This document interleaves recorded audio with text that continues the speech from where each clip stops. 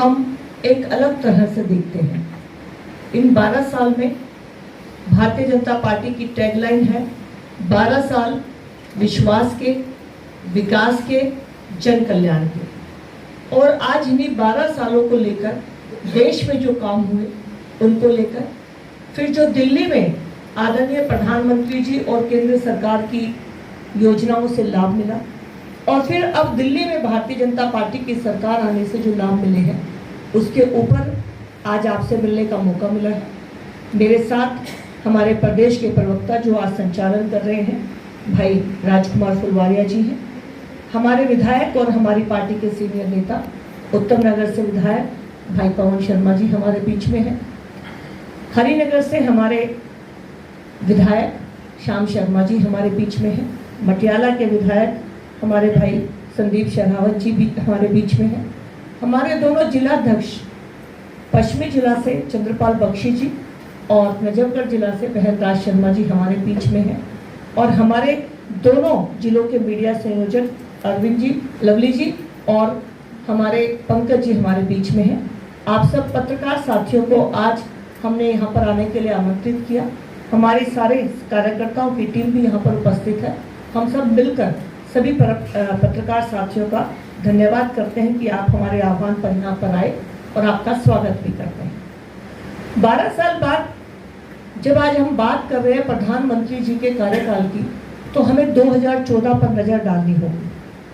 2014 में 30 साल बाद किसी पार्टी को सिंगल मेजोरिटी की बहुमत मिलने से सरकार बनी थी। 1984 में कांग्रेस को मिला था और 1984 से लेकर 2014 तक किसी भी एक दल को स्पष्ट बहुमत मिलकर वो सरकार बनाने की पोजीशन में नहीं था।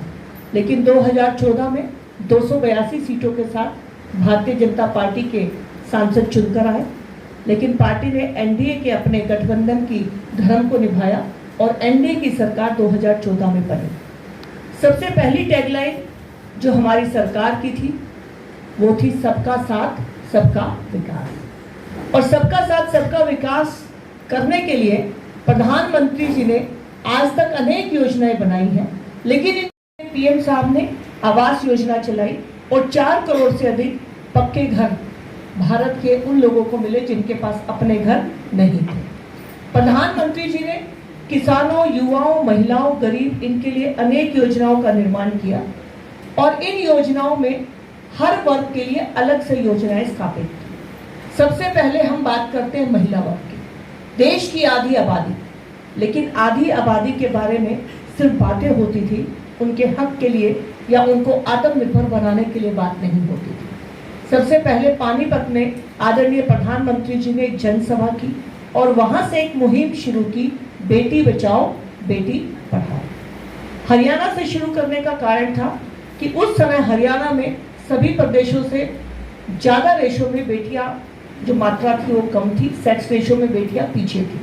तो आदरणीय प्रधानमंत्री जी ने selfie with daughter, Beti Bachao Beti Padhao शुरू किया। इससे बेटियों के सशक्तिकरण, शिक्षा, सुरक्षा, इसके लिए योजनाएं बनेगी। बेटियों को कोई तकलीफ ना हो, इसके लिए प्रधानमंत्री जी ने उनकी शिक्षा का प्रबंध किया।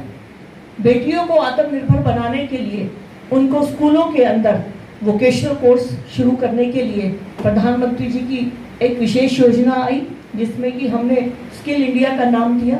वहाँ पर सभी युवाओं को स्किल इंडिया में ट्रेनिंग दी जाती है ताकि वो शिक्षा के साथ स्किल्स भी सीख सकें और अपने पैरों पर खड़े हो पाए। एक गरीब की अगर बात करें तो जैसे प्रधानमंत्री जी ने घर दिया, उसी तरह उज्ज्वला योजना, क्योंकि घर में खाना बनाने का काम बेटियां या घर की मातृशक्ति करती है और चूल्हे पर रोटी बनाते वक्त उन्हें कितनी दिक्कत होती